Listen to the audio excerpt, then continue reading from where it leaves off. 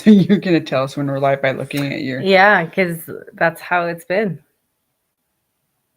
Because it'll send a notification when it goes live.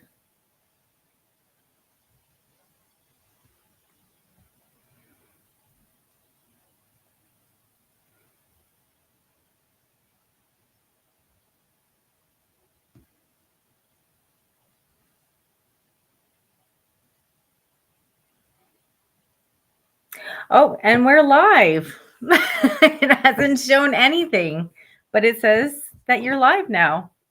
Wow. We're really going to need to, like, maybe put a notice in. Like, good heavens. We're sitting here today, watching the little thing spin, spin, spin.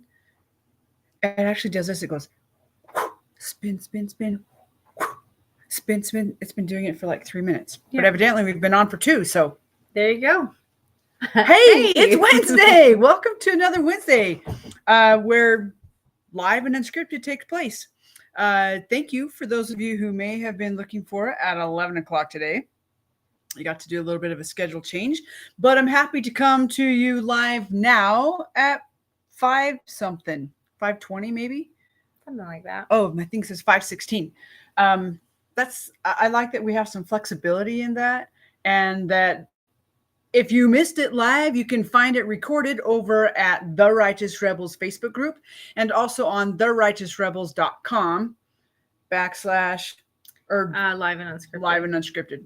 I appreciate that Leah takes care of housing all of those there. And oh, it says unfortunately. So last time we just pressed go again and it just continued. So we're just going to continue. There? No, it hasn't stopped. Something's up with the thing. Oh, now we're live. Now we're live. Ta-da! And it's a countdown. Oh my gosh. I'm so confused. First, I'm not sure if I'm alive, and then I'm halfway alive according to Facebook, but not on here. And then it says I'm not alive, and now I'm actually live. So ta-da! Miracles. I gotta love miracles. Miracles. Anyway, housekeeping. Do you have housekeeping? I think just quick reminder of some Tuesday adventures that are going to start coming up. Watch for those over at the Righteous Rebels Facebook group. And those of you who are watching us from there, we just want to say a big thank you, and thank you for supporting us. Also, if you're coming to us from my personal page or our YouTube group, thank you so much. LinkedIn doesn't want to play again today, so bummer for that. But again, you can go find the replays in the Facebook group, The Righteous Rebels, or on therighteousrebels.com. So what's Live and Unscripted all about? If you're new to coming here today. So thank you, Leah. Live and Unscripted is about, I started a podcast quite a few years back called Living Courageously Exposed. This is basically the extension of Living Courageously Exposed. I got tired of doing all of I never really cleaned it up a lot, but just the after stuff of cleaning up some things, and just decided that I really like the real and the raw just as it is. And so I decided to just do it right here for now. And I just changed it to Live and Unscripted. It's basically still Living Courageously Exposed, which is an opportunity to, a lot of times I meet with people who I don't know. I run into them. I have a small conversation, and all of a sudden I find the words coming out of my mouth. Hey, would you like to come be on my podcast? Yeah. And they're like, some are like, yeah. And others are like, yeah, let's do that. So it's been really fun. I've had the opportunity to interview people all over the world, from all kinds of backgrounds, from Steve, who lost his arm as a teenager in a motorcycle accident and the amazing stuff that he does, to oh my gosh, now I'm forgetting her name, a woman who lost her sight in her early 20s, and all the amazing things she does. She makes Christmas candy with like molten hot sugar, like lava. I don't even do that, and she does it and gives it away. Like wild. She's got a crazy story. A woman who I believe her name's Carol. You can go find those on Living Courageously Exposed. On Facebook, or is that a YouTube thing? That's on.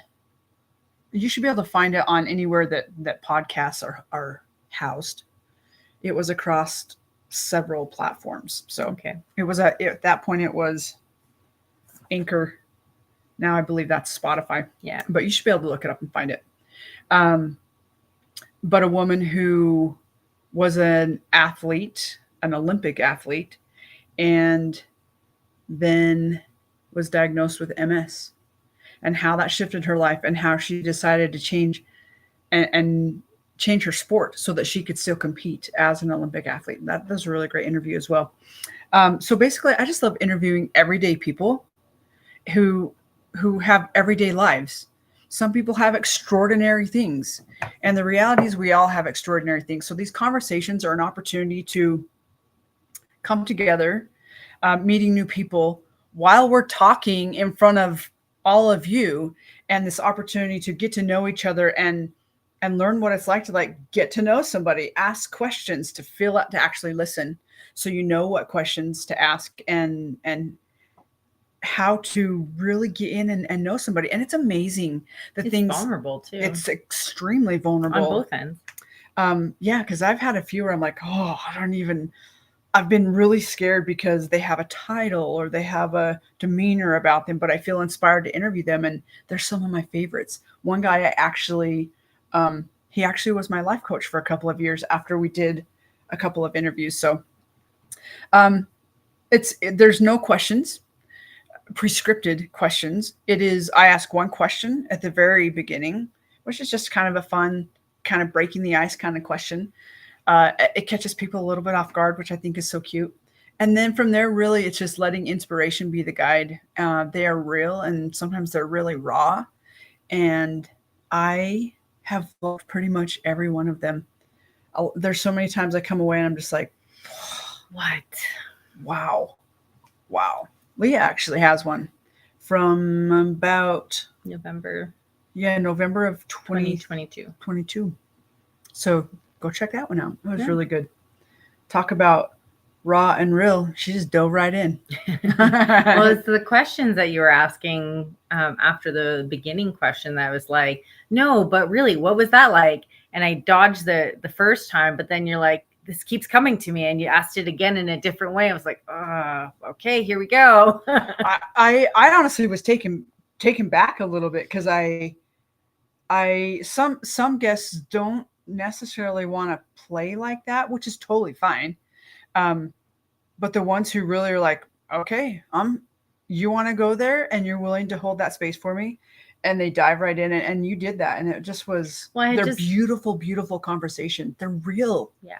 I just published my book that year. So I was very much in the practice of sharing that story, just because it's important for me. For the reason I wrote the book was so people don't feel alone, like to normalize that we go through hard things and it's okay. It doesn't, like you say, it doesn't mean anything about you. It's just a thing that you went through. Yeah. So, yeah. Oh my gosh, I love it. Thanks for asking. We're looking to grow. And so if you're new to what we're doing, just thanks for joining us today. Go and check out the past episodes and share us along. Invite other people to be a part of what we're doing as well. We created a company called The Righteous Rebels, and it's a company where we have discovered that we're going to get to learn new levels of coming home to ourselves as we share with you our experiences, the things that we've learned, how we've grown, and possible ways for you to come home to your own self. And we do that through creativity and through play. I'm a full-on believer in having fun. We only have a short time here on this planet, and I don't know about you, but my spirit's like, teach me. I want to experience what this life has to hold, and so I'm a full-on believer in just adding as much goodness as we can, and that when we add goodness to our lives, the things that maybe don't feel as good start to fall away. The belief systems that maybe we've allowed to hold us back, or maybe it's just like really crappy self-talk, starts to fall away when we're playing and having fun, and we're finding our creative natures, and we actually are practicing and letting it go. I think it's fascinating how much we go along in life and we think we have things figured out, and I was good at that. right? Like we have a system, we're feeling good, we're feeling like we know some things, and then life has a way of just saying, "Oh, you think you've got this all figured out, do you?" And then whether it could be any way, It just makes me think of that one time. I still, I call God God. Like I'm okay doing that. You may call it whatever you want to call it, that energy, whether you call it universe or power or self or whatever. Hear it through the filter that works for you, so that we can be on same page here, or similar, at least in the same book. I'm trying to find us here on the Facebook. Okay. So I in 20, it was probably 22. That was a really big year in 22. A lot of things happened. A lot of big things happened and unexpected. And I remember having a conversation with God one day where I was like, hey, God, so I think I'm emotionally mature enough now. Like I have some things figured out, and I think I can do this. I think I can make these really tough decisions on my own. And I don't need you to meddle, but if I need some help, I'll reach out. I'll make sure I say thank you. Like, I don't know what I was thinking. And he was like, okay. and then life proceeded to happen. And Right. I was given some really big choices to make that were unexpected, really huge, hugely uncomfortable, gut-wrenching, heart-wrenching, and caused me to really have to look inside and have to like gut check myself of like, whoa, what have I asked for? What is it that I want? And what am I willing to jump? Am I willing to jump to get it? Or will I retreat back into what I know and is comfortable and safe? And so I kind of think that's where we may go today. I don't know. I don't even know. The smart aleck in me says, did you really have a choice? Because weren't you listening to something today about the thinking that we have a choice, but yet all our life experiences have happened in such a way that, and the people that have come into our lives, they've come to teach us certain lessons. Did we really have a choice, or were we just being set up for that moment? And I just think it's more, if you fight it, you create more dissonance in your life. For sure. More resistance, more heaviness within yourself. Like, to fight what feels natural, I think, causes more dis-ease within ourselves and our systems. Yeah. I was actually listening to you got a sore muscle? No, I have sunburn. Oh, what? I scratched my shoulder. I was like, It's been sunny here. It was. I was listening to The Voice of Knowledge. Yes. That was called, and that would be chapter 8 specifically. And why do I know that? Because I looked down because I wanted to listen to it again, because it fits with so many other things that are making themselves present to me. Conversations that we've had, conversations that I hear from other people or have had with other people. So this whole concept of, do we have a choice? That it really still just kind of baffles me, honestly. And my belief system says, or my belief system in the past has said we have a choice. And I think we have a choice to some degree. Like, it's more like how we respond to some things, not necessarily, because when you learn to follow your heart, it really is this, it's a learning to surrender. Like all of the things that took place, my mind just wanted to spin and give me all of these reasons as to why not to do it and why it would be horrible, and all the things in my heart was like, yeah, but I've already chosen, and there's this whole vastness out here that you don't know of possibilities and reasons why maybe I'm pulling you in that direction. It's like that feeling like I needed to go to India, I didn't know why. The reason I went was not exactly what I was presented, and then having the way created and going, and then recognizing like I did not go for what I thought I went for, and that whole thing was like super interesting. I'm glad that I did it, but then recognizing why I actually went. It wasn't why my head thought I was going. My heart and my gut had a whole another plan, and it's kind of this event. I'll just call it. It was like the big event that led me into. Well, actually, it was probably the third big event that led me of that year that led me into surrender and learning how to surrender. I'd been struggling with trust and who to trust and what to trust, and trusting myself, and even disappointment, lots of disappointment, right? And lots of loss, and facing your own mortality. Right? Yeah, that was something.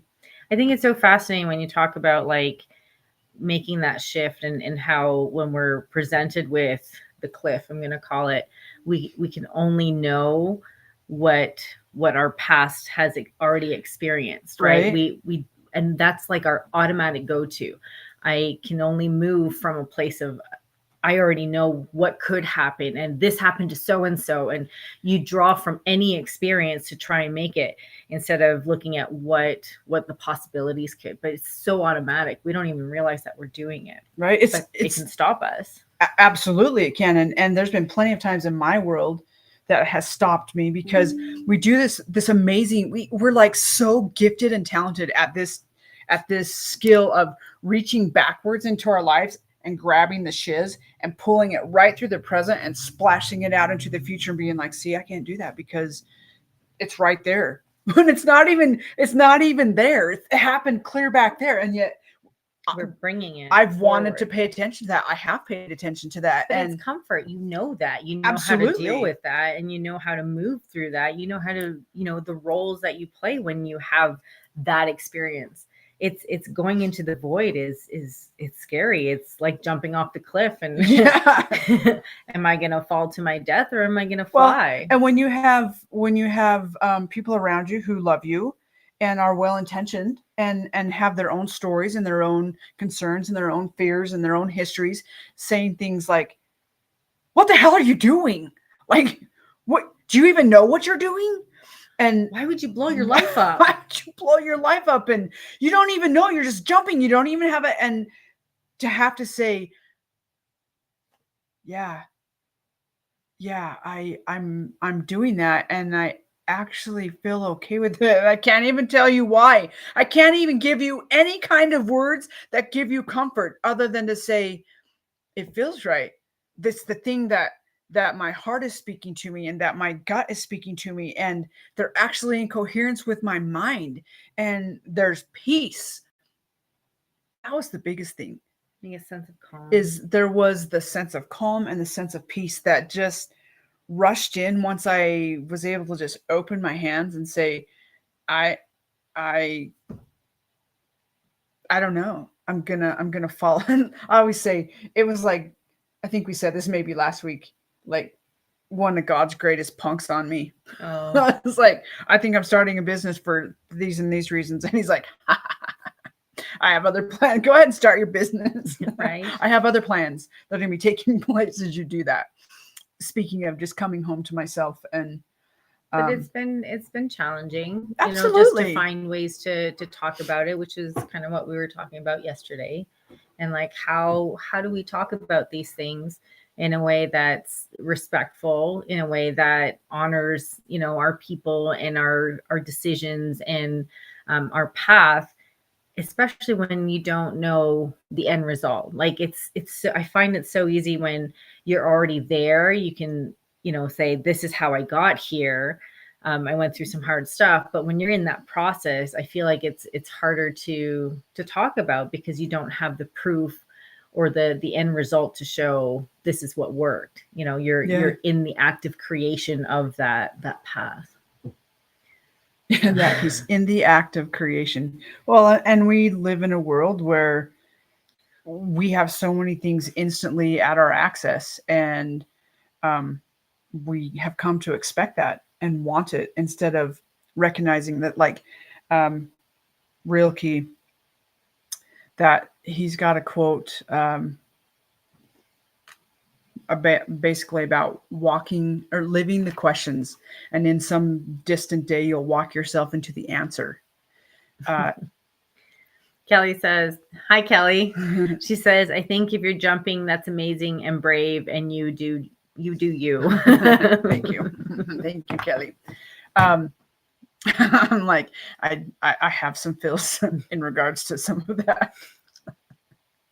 Sorry, what were you saying, Rilke? Just Rilke, the being willing. I came across his quote, oh my gosh, probably 10, 12 years ago.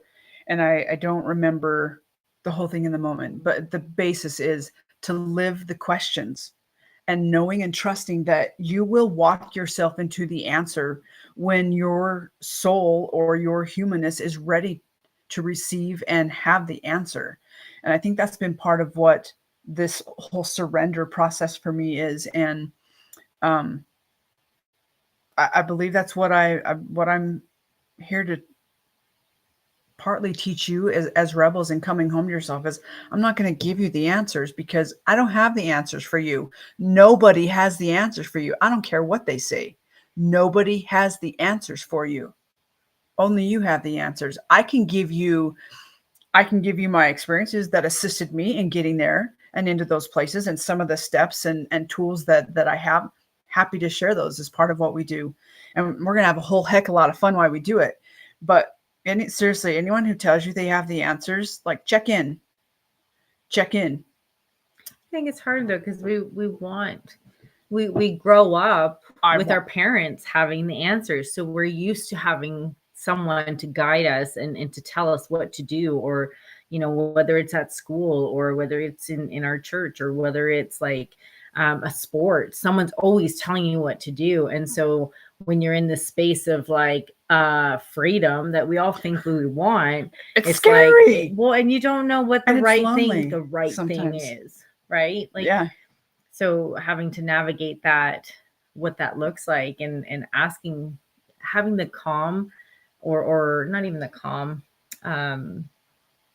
just the wherewithal to slow down enough to ask the questions and allow the answers to come through is it takes discipline. It takes patience. It takes giving yourself grace to be okay if you get it wrong.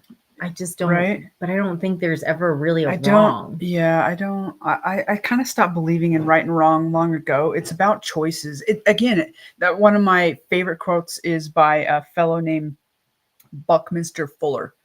And I call him Bucky. I call him Bucky only because I've heard him called Bucky. And he says, God didn't give us a right foot and a wrong foot. He gave us a right correction and a left correction, and a right correction and a left correction. And we move forward in that way. It's like this off balance, hit the ground balance, off balance, hit the ground balance. And either way, you're learning something. And when you fall, this is one of my other fun things is like, when you fall, think about when you fall. How do you typically fall? Forward. I should say, what direction do you typically fall? Forward. I was having flashbacks to all the bajillions of falls I had yesterday at the Palisades. Yes, just shy of 1,000. Just shy of 1,000 falls. Yes, absolutely. That was a tough hike. It was.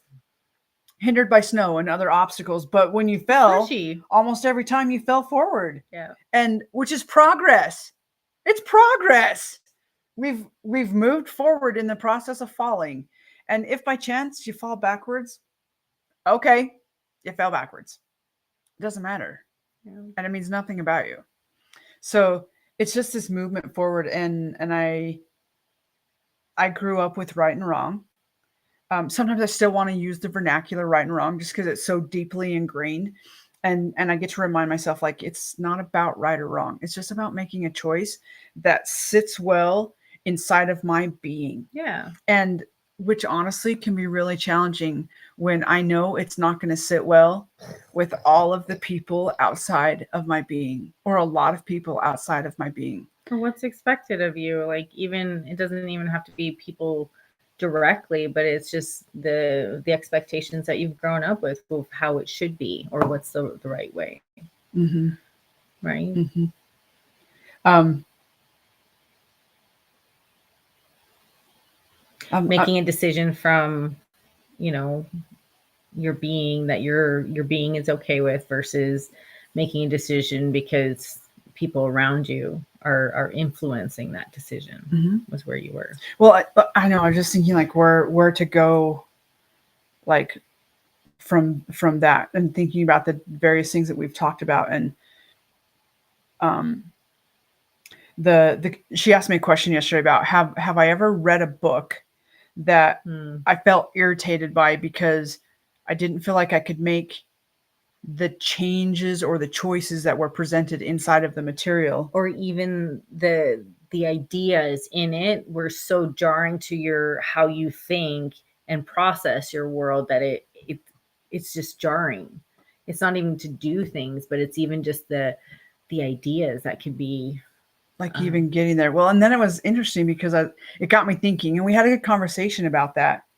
But there's other things that have come into play before that were on similar.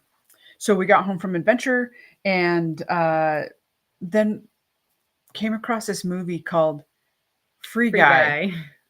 Now, it was completely about that topic and what we were talking about, and I would actually recommend watching it. For those of you who don't like, I don't want to spoil it. There is some. It's of a gaming nature, and so there's gaming nature stuff in it, and people who have, they're out killing people and being destructive, and it's kind of like I was Grand Theft Auto. I was like, games. What the hell are we watching? Like what? And Leah was like, just hang with it. But that was really one of the things in the movie, is like changing your glasses or putting a pair on and seeing the world differently, trusting that thing inside of you that says there's something different. There's something different. There's something bigger. There's something more. Your soul like yearns for it. But that he could level up being true to himself. Level up. Yeah. So level cool. Up in the game. I say level up because we talk about life kind of being the game as well. And I see life as a spiral, not super linear. Mm-hmm. Anyway, just super fascinating how he starts to see his world, and how he starts to see himself as not knowing what's going on in his world. Not even realizing that it's not real. But then the moment, I don't want to give it away. There's a moment where he asks someone else, like, hey, put these on, come. And they're like, no, I can't do it. I can't do it. And knowing that we get to honor and respect people where they're at in those places too. Because sometimes it can be frustrating when you're like, but I have this thing. I want to show you this whole other world, and like, look, this is how it's improved my life. And you have so much you want to share, but if someone's not ready, and you just can't push them on that journey before they're ready. Yeah. So I think that's been part of like the topics of discussion, is like, as you're shifting and growing and you're starting to experience yourself, I'm talking about myself, experience myself differently, and seeing some things, having my eyes open to some, do I call them truths? I don't really call them truths, just different ways of thinking, different perspectives. Yeah, just things I didn't want to see. I think I just didn't want to see them, or how I was hurt by them, and having my eyes open to that, and just this recognition of like, oh my gosh, like. But it's been so neat as your eyes have been open to that, how I'm like, it doesn't feel very starting. No, it doesn't. But at the same time, it's incredibly validating, and it allows you to feel things that you haven't allowed yourself to feel. But I don't know if you've noticed, but you have to have noticed, is just how other things are coming in to validate what you're feeling. And, from other sources that say, I have felt this too, and this is how I've experienced this, and how it matches, how similar that is. Yeah. I appreciate that you recognize that, and that you bring it up, that you continually point it out, like, hey, there's this thing, and wow, look how that shifted, or did you notice that, or that we get to talk about it. It's fun. And I would say that, like, having someone to talk about it with, and who can hear you and will listen, is super important as you go through these processes of self-discovery, and learning to come home to yourself, and recognizing, like, oh, there's this thing, or oh, I think I'm going through the stages of grief, or oh, I'm just want to rage, like. Or, hey, have you thought about it this way? Like, because you grew up differently than I did, and I look at some of the things that we talk about very differently, and Oh man, so it brings up a lot of different questions for me, and when I pose that to you, you're like, what? Like, but it's been able to push those edges, and get a wider sense of what that picture can look like, and what that experience can really mean, because ultimately it's what's the meaning we're putting to our experience. Mm-hmm. Well, and I think I'm like, where are you going with this, Jen? Where are you going with this? And honestly, here's where I'm going with this is, as I am creating this business for you, and the activities and all of things, I'm learning myself. I'm still getting my own learning and my own leveling up.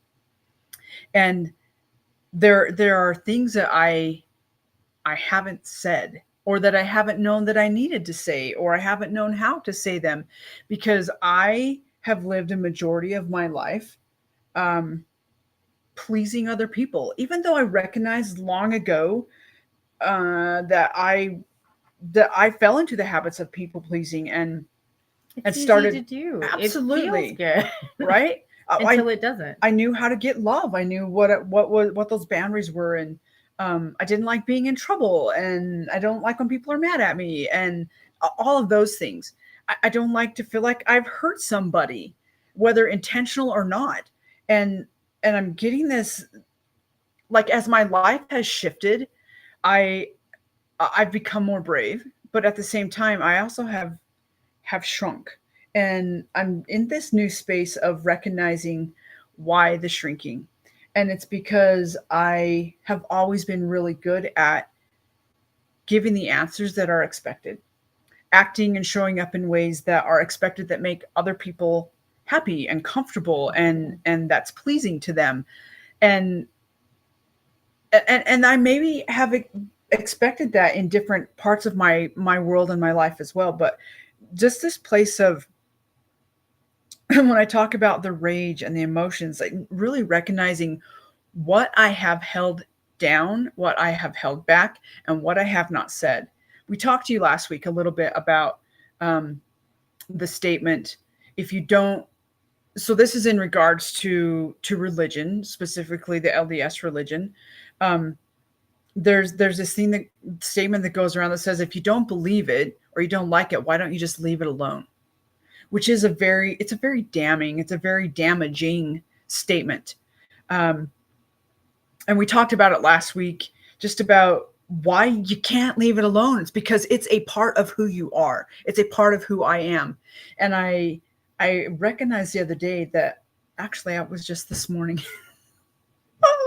that I did the thing that people have asked me. That question has come to me a couple of times lately. And today I recognized, like, I did do that thing.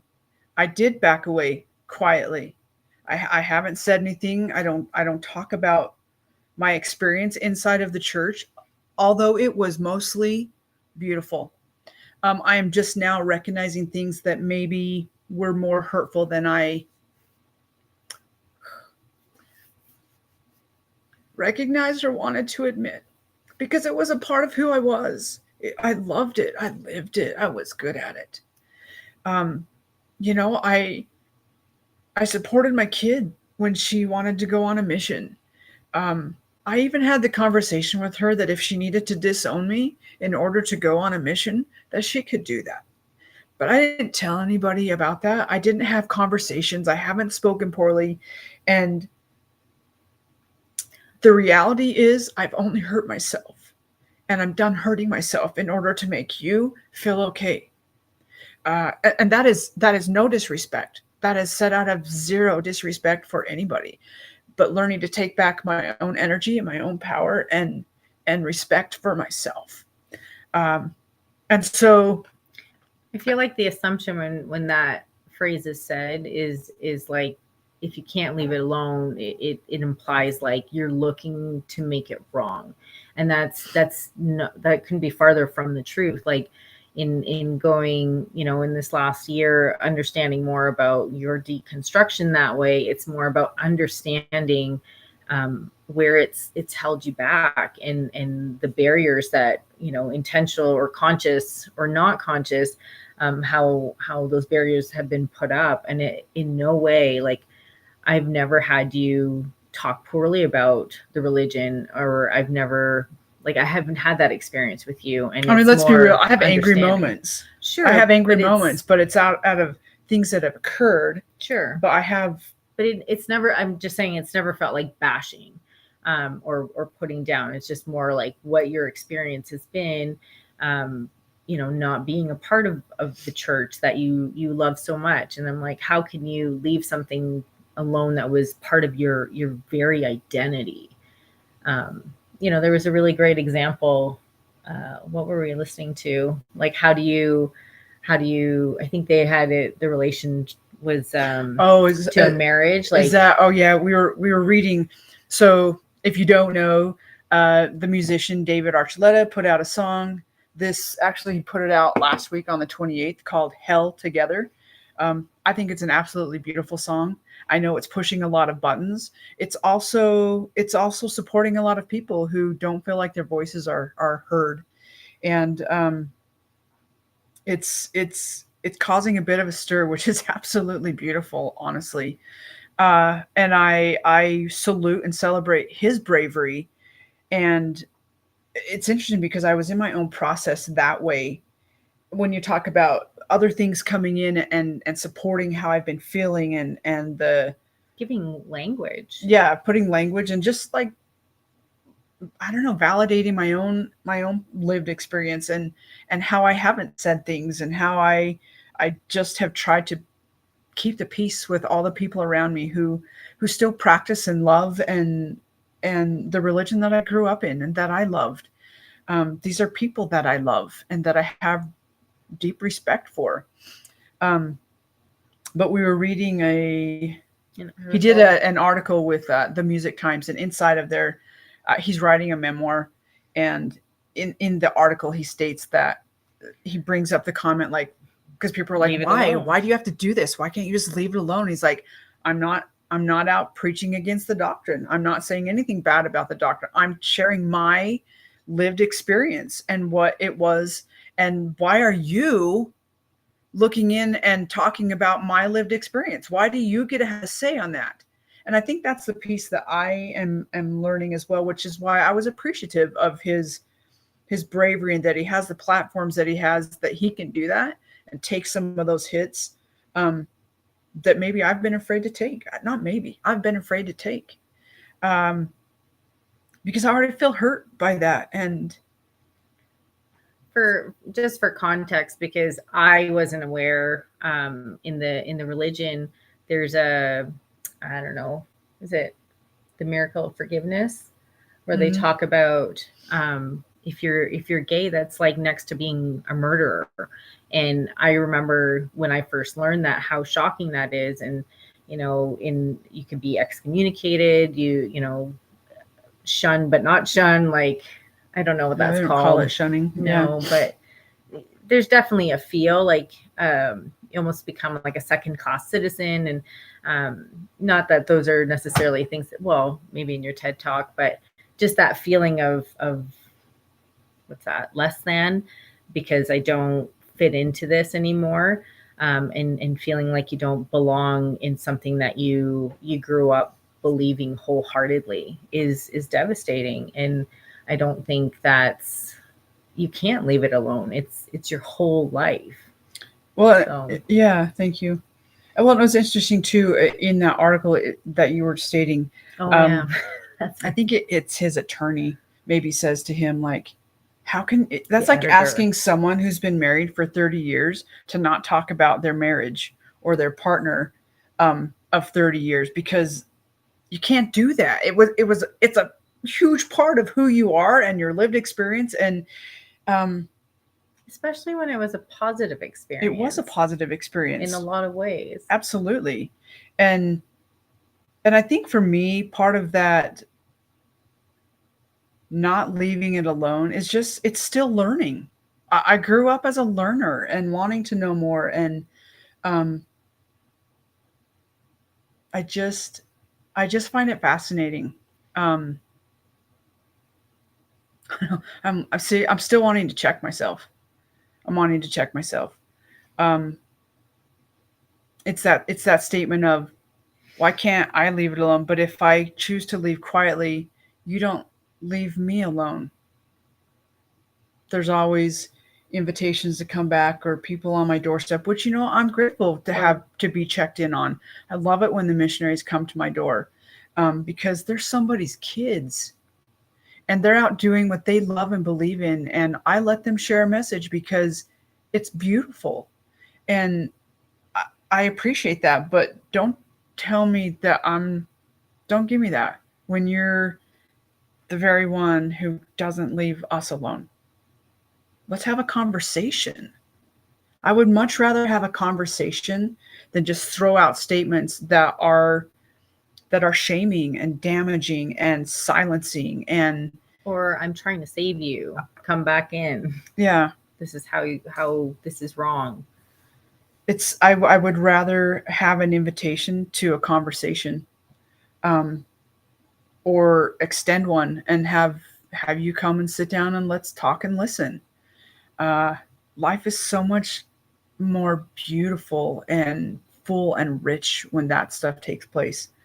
Um, I think back to conversations that I've had with people that I've had a rub with people like they just it doesn't happen often, and how I've gone to them and I've actually said, "Hey, I'm having a bit of a rub with you, or something that you said. Can we talk?"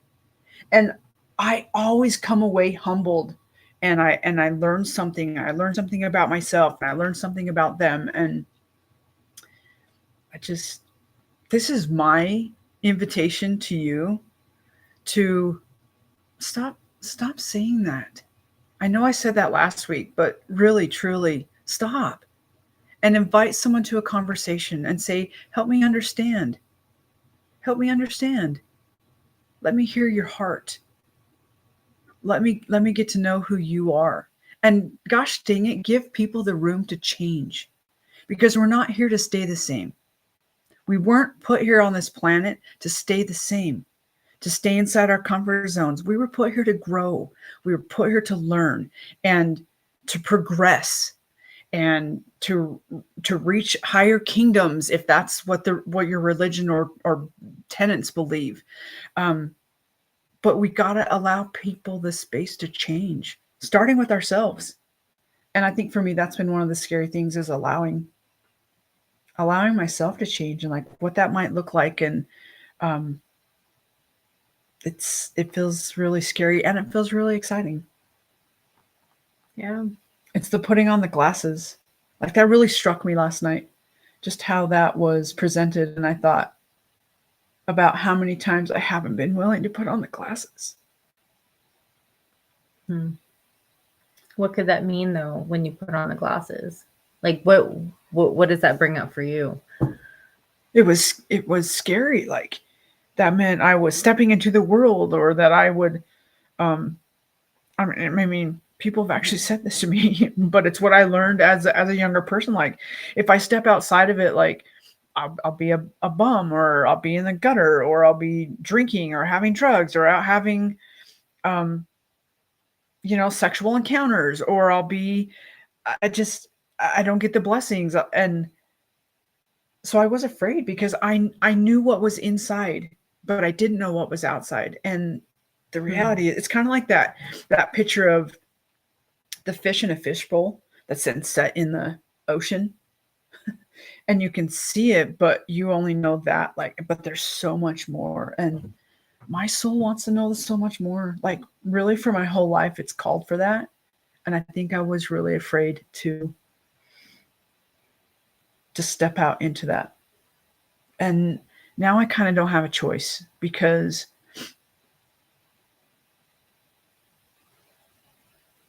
it's either follow my heart and what my soul is asking me to do, which is to grow and to stretch and to expand, or to step back into the comfort zones and which can suffer be the consequences of that. Suffocating. I was suffocating. And so this is me saying to you, I love you. I love you. I appreciate you. I appreciate the roles that you've played in my world, and how you've taught me, and how you've instructed me. And now I'm taking that power back into myself. And I'm going to listen more fully to myself. And I'm going to speak my voice more fully. And I'm just going to ask that you either hear it with understanding or that you move on.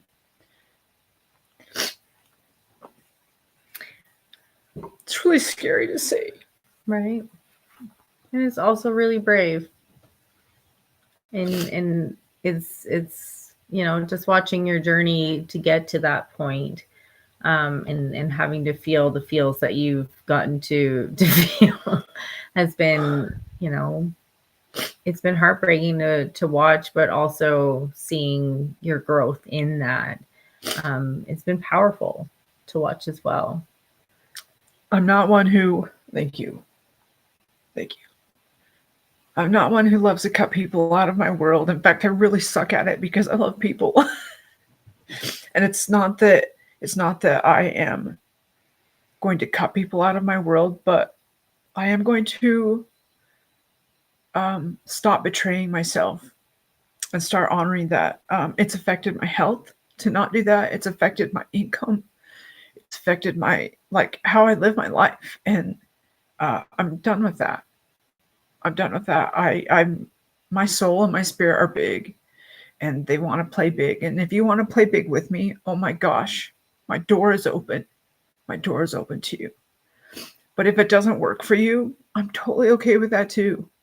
And I'm just going to invite you to just kindly move on and do the things that work for you.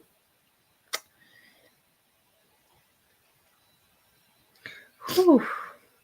Big things. I should have got a tissue. Dang it. Socks are great. Yep, they are. I sat with another person this morning who's in a really similar place. Someone who is well known in community, and listen to them speak their own heart and their own pain this way, and how much they have lived and made decisions based off of other people and what other people would think, and or how they would look at them or what they might say to them. And I just think it's in the air. I think it's in the energy of the world. And if that's you, and you're not sure where you can turn to have support, I'm here. I'm here to say you can do this, and you're not alone. And it's okay to honor your heart. It's okay to love your people. And it's okay to honor your heart and to do the things that feel right in your heart. And knowing that when we do that, then we really open the doors to what God, universe, energy has for us. And we actually can allow people back in. And that's the space that I'm in, is I don't want to hide anymore. It feels really shitty. And to just live happily, and to live a life Like, one, I teach and I preach, and now it's time for new levels for myself. So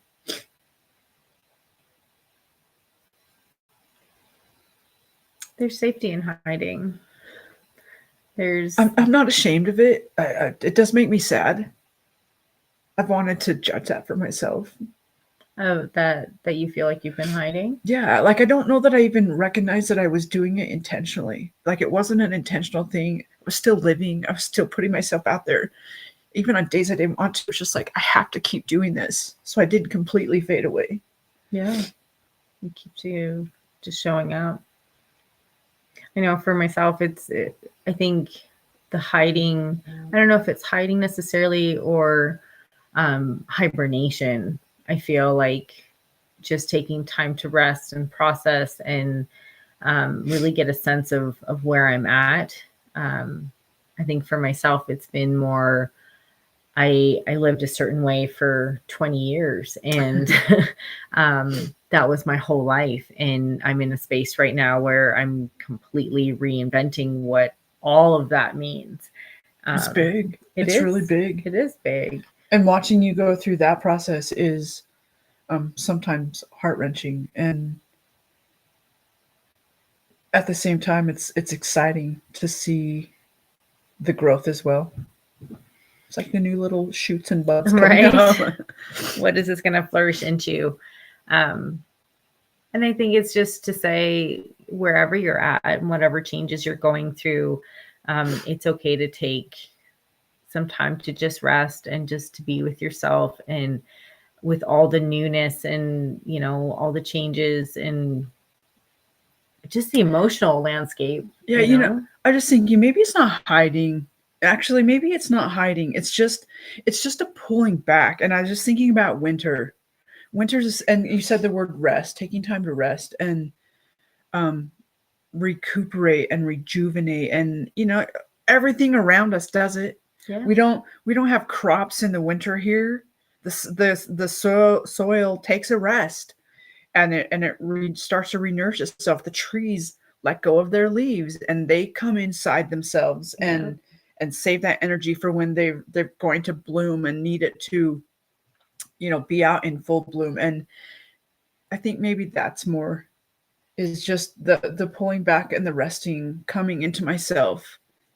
And parts of us have to die. And parts of us have to die, and that's a scary piece too. That's probably a story for another day, but that is very present. Mourning. Absolutely. Yeah. So, Kelly, so grateful for your support.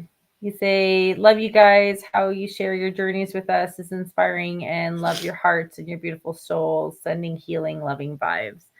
We appreciate you, Kelly. Thank you so much. And it's just part of the journey. And, you know, I think of when we, you know, we've talked about this a lot, about when we share our experiences, it gives permission.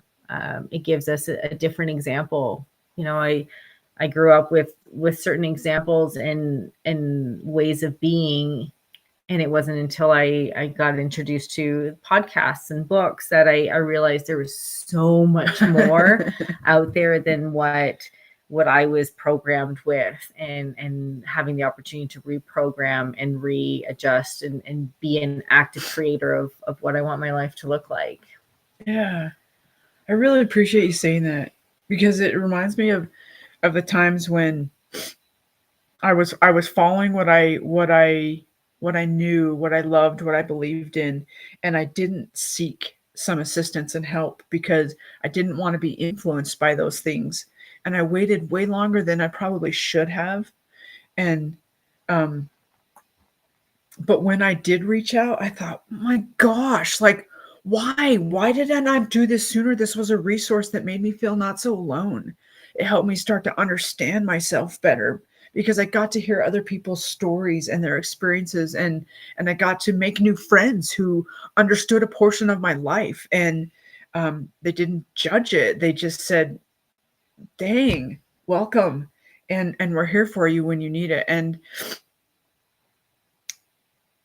so I love that. And it's something that I encourage is find stuff. If we've got stuff, we're going to start putting out more stuff. But if we've got it, listen to it. If you have questions, ask the questions. Come and be a part of the things that we do. But also we'll start sharing, okay, podcasts and things that we love to listen to. I can't take the runny nose anymore. Oh, napkins are rough, but I'm grateful for it. We'll start putting that stuff out. But if you have stuff that you feel like has been helpful for you, or by way of podcasts or books, please share it with us. We love to hear that stuff. And we don't know it all. We don't pretend to know it all. I used to think that I was taught back in the day when I was starting to do life coaching stuff that you had to have all of your problems taken care of before you could really be a good life coach. And that's just bullshit. Like, I've had life coaches that I have fired because I'm like, you're not real. You don't share your life and your story or why you're here. And check in with that stuff too. What I realized is, and I feel like this was a download for me, is you do have to have a certain amount of healing take place so that you're not speaking. You just speak from a different level. But it's also okay to say, you know what, I'm going through this thing and it's not completely healed yet. And this is the space that I feel like I can safely share the things from. And when I'm ready, I'll share the others. And it's just a sharing of the journey, because I think it's important for us to hear the journeys that people go through. And so my thing is I'm not your guru. I'm not your teacher. I'm someone who has gifts and talents and lots of information and lots of life experience, as does Leah. And we're here to just present information and really help you sift through on your own what works for you and how to live it and how to live from that space. So I appreciate the reminder of there's a lot of resources. Yeah. I think it's just when you have to decide, am I going to continue to identify with the person that I've always been or that I was raised to be? Does it work for you still? Yeah. How long is that going to continue to work? And if it does, that's totally okay. Like, but really check in to ask, we say this all the time, is that yours? Is that really that piece is your voice? Is that, we were talking about chatter, was it yesterday? Mm-hmm. And on Tuesday Adventure. Yeah. So, a lot about chatter. I've just been in that space of hearing more chatter where it was like talk quiet. About chatter. Like, what is the chatter? So they have an understanding. Chatter is that voice inside your head that's always nagging and like there's a loop, and finding all the angles. And it's usually, for me anyways, there's usually a focus, and it could be a situation or how that could have been handled differently or what this could mean and the what ifs. And I had gone through a long stretch in my life. I think I was, I had the realization. When I first met you, you told me this. I was like, yeah, but I was painting a lot more then. And I think I got to practice being more in a space of not having all the chatter. Like it just wasn't a thing for me. I don't know what that's like. Okay, I do a little bit, but when she would tell me about it, I'd be like, how do you even do that? Like, seriously, it just wasn't a thing. And lately it's been a thing, and it causes me to want to spin out. And I'm getting an opportunity to look at the tools that I, thought were in my arsenal for how to deal with the chatter. But sometimes it's very insistent. It's almost like a bully, like an internal bully. Oh my gosh. Right. Or like in the middle of the night and you're trying to sleep, and it's like, just like, but it's recognizing it's a protective mechanism, right? Like, I'm navigating a lot of different changes and a lot of uncertainties moving in the future. And so I have to remember it's not me, just you saying that to me yesterday, like, is that yours? And I'm like, no, this is my internal systems, like going into protection mode. Like it's causing me to look at all the different ways to look at things, because everything is different. Like nothing is the same as it was. So it's just a protective. Well, and I appreciate that piece, because I think it fits with what I have been feeling too, of like when we're in those spaces of protection or whatnot, or hiding, or not sharing ourselves, or always saying things just to please other people and to keep the peace. And we're not, and this, when I say we're the collective, are not letting people know who we are. We're not being honest in that way, because we're so concerned about protecting whatever that is inside of us that needs protected. People don't know who we are because we don't let them see it. And that's part of my wanting to really just stop betraying myself and start honoring my own heart and speaking my voice honestly.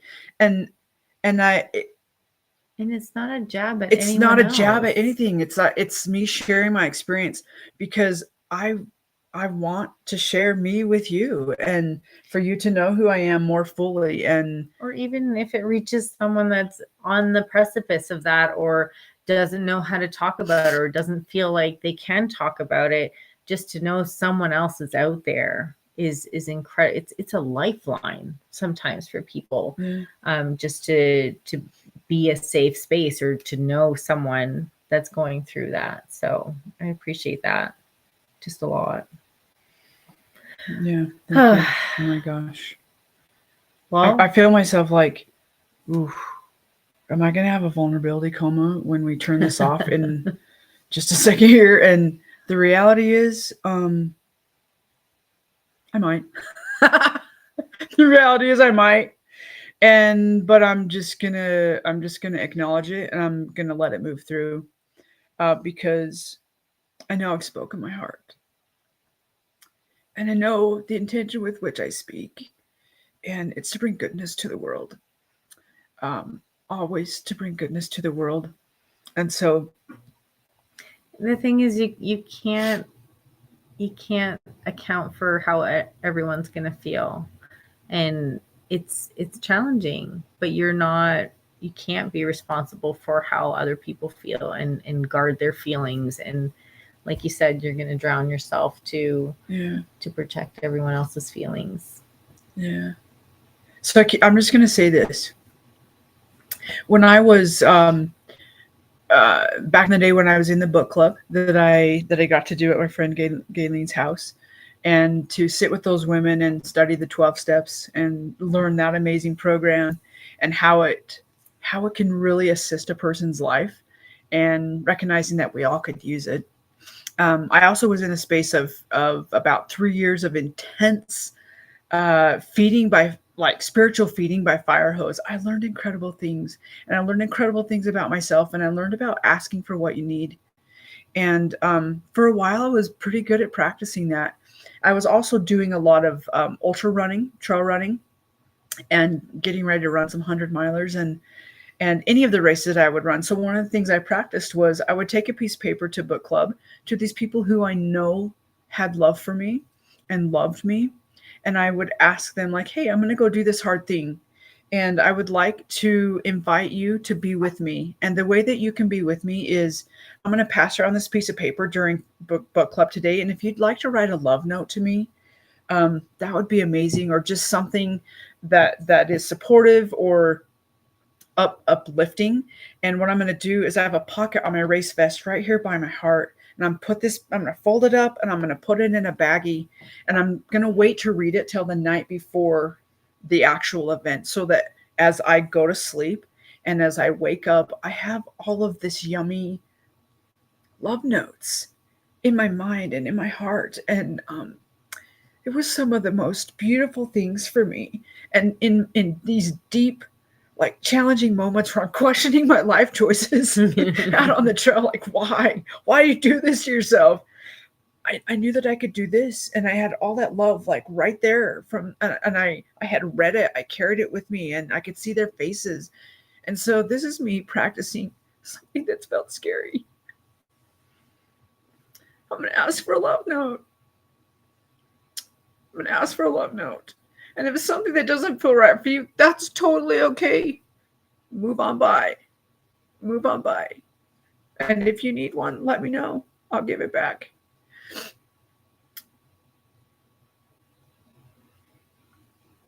Ask for a love note. I love that. It's super fun. It is fun. It is. I remember. And it's uplifting, and it's a beautiful thing to be able to do for yourself. Yeah. I think we did something similar to that in a program I did when I had Cadence. I was going through postpartum depression, and I was part of a group, and I think we did something similar, like write something about each person in the group, and then everyone got a box. And I would just remember different times I would go to that box and see how other people saw me, and just how beautiful that is. So I love that idea of having it in a box or in a book, because we all need that. I think we have this assumption. all need that. Yeah. And sometimes we feel like we're being needy, or like we just are.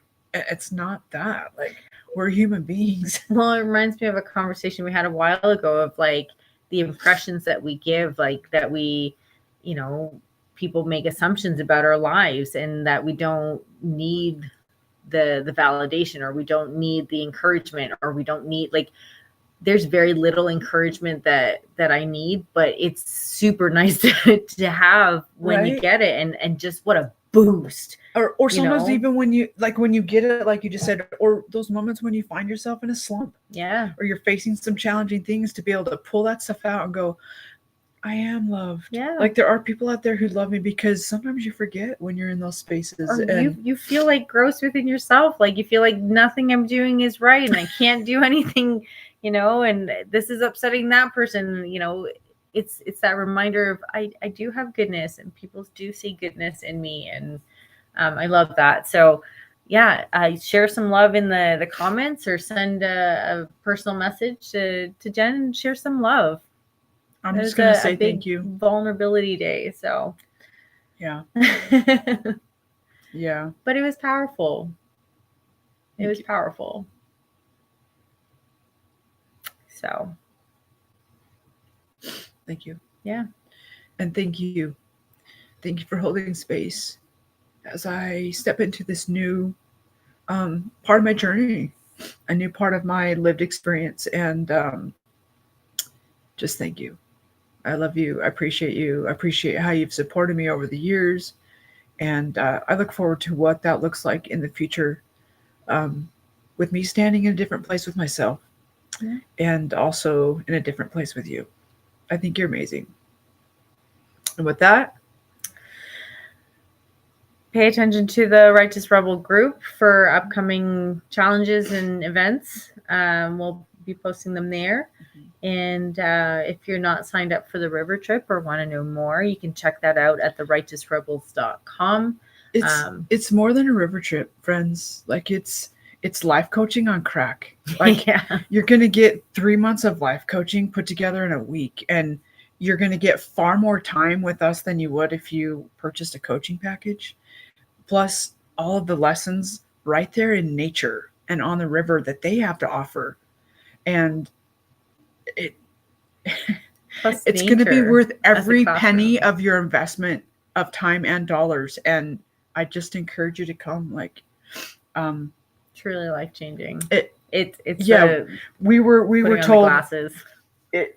It's definitely a putting on the glasses moment. And we were told that it's an experience that will bleed into the rest of your life. And you know what? Having experienced it, and the things that we experienced last year, I can verify that 100%. I still look back and go, oh my gosh, there's that thing, and there's that thing, and there's that lesson. And I just look forward to sharing it with you. So awesome. Thank you for holding space for me today. And thank you for allowing me to ask for something that I need. And thank you for your courage, and for sharing yourself and your heart, and for being vulnerable, because I know that was a big thing. So appreciate you. Thank you. Thank you. Remember, be bold, be brave, be a rebel. Yay! We'll see you soon.